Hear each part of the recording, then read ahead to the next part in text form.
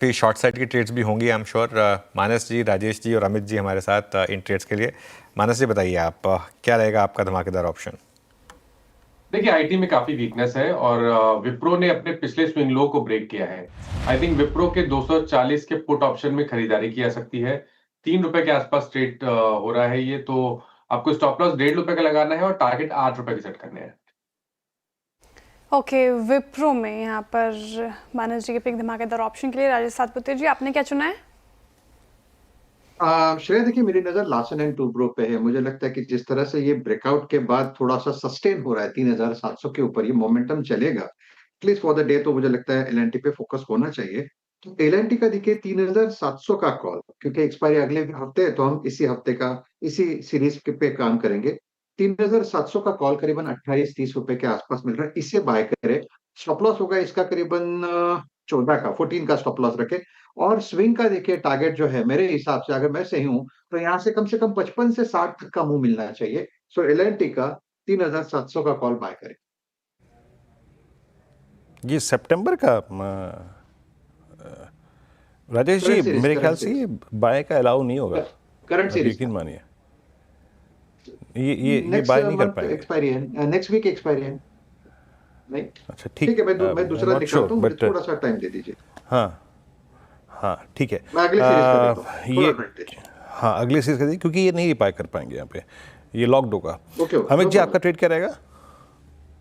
वीरेंद्र जी, मुझे डीएलएफ में extreme weakness लग रही है। जिस हिसाब से कल भी हमने इसमें एक शॉर्ट कॉल दिया था, जिस हिसाब से स्ट्रक्चर है, मुझे लगता है DLF is heading for 700 and below. तो डीएलएफ का 720 का पुट ऑप्शन अक्टूबर सीरीज का, वो लगभग ट्रेड कर रहा है ₹24 के आसपास। उसे बाय करना है। स्टॉप लॉस हम रखेंगे 18 का, और हमारे टारगेट्स रहेंगे ₹36 के। ओके 36 के ये टारगेट होंगे। या सतपुते जी, अब रेडी हैं तो आप बताइए प्लीज, अब आपका कॉल क्या है? या रेडी है, रेडी है। हाँ या सॉरी वीरेंद्र जी, देखिए एलएनटी का 3750 का कॉल फिर अक्टूबर सीरीज का हम बाय करेंगे। 70-75 का रेंज है जहां पे आपको बाय करना है। स्टॉप लॉस होगा इसका करीबन 50 का, और इसका स्विंग का टारगेट सेट करे करीबन 110 से लेके 120 का। मुझे लगता है ये एक्टिव होगा। 3700 का कॉल नेक्स्ट सीरीज।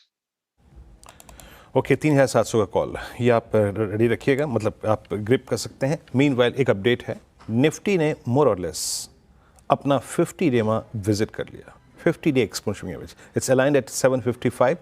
आज का लो रहा 759, यानी मात्र 3 सेशंस में आपने 20 भी तोड़ा, 50 भी तोड़ा और आपने स्ट्राइक किया 100 को।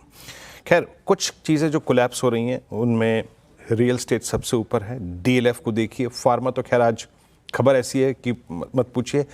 बट एक बात ज़रा देखिएगा आप अमित जी, यूपीएल को। ये यूपीएल भी अब अपनी जो एक ट्रेड ट्रेजेक्ट्री थी जिसमें वर्स्ट केस में बाइंग आती थी, हमेशा 100 डे पे बाइंग आती थी, and more specially in CY25 calendar वर्ष 2025 में हमेशा आती थी बाइंग, लेकिन इस बार वो गढ़ तोड़ रहा है।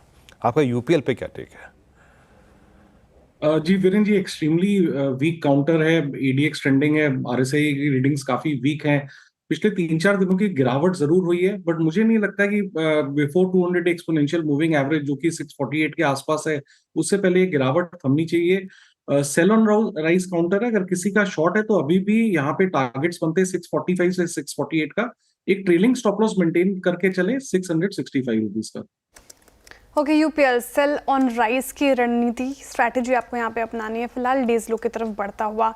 ऑटो स्पेस की हम बात कर रहे थे थोड़ी देर पहले, इन ग्रीन आता हुआ अब अपटिक यहाँ पे फिलहाल देखने को मिल रहा है ऑटो स्पेस में। और एक बार ऑटो स्पेस की कुछ काउंटर्स बताती हूँ जो डेज हाई पर फिलहाल कर रहे हैं कारोबार।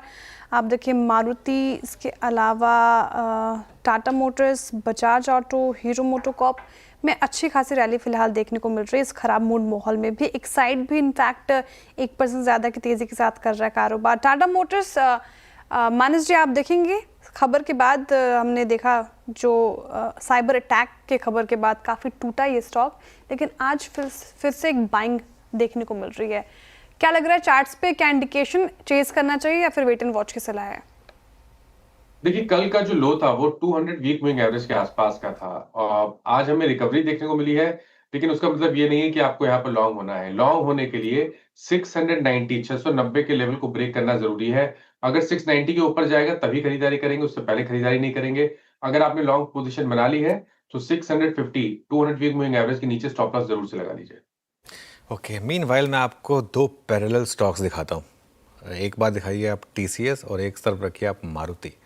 इनके दोनों के इंटरडे चार्ट दिखाइए और जब भी आप इस तरीके के चार्ट देखें, TCS is at 52 week low और Infosys Maruti Suzuki is at 52 week high. दोनों के एक एक महीने के चार्ट देखिएगा ज़रा।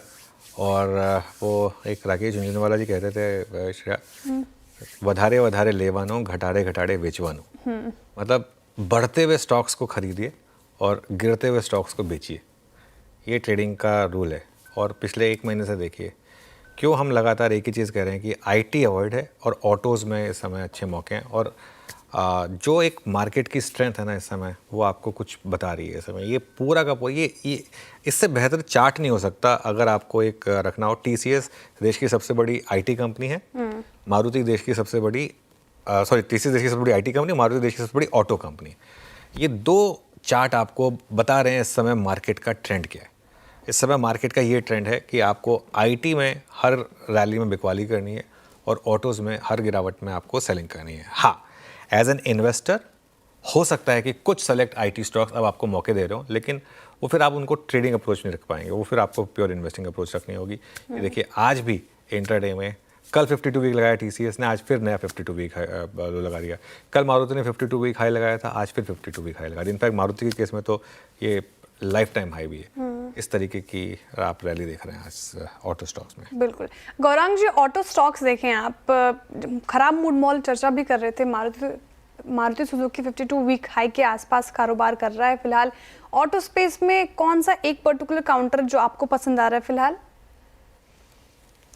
श्रेया जी, पसंद तो बहुत सारे हैं, लेकिन एक छोटा डिस्क्लोजर देता था उस स्टॉक स्पेसिफिक टिप्पणी करने से पहले कि जो भी निवेश लायक रणनीति है इस कार्यक्रम में, ये हमारी रिसर्च टीम की तरफ से।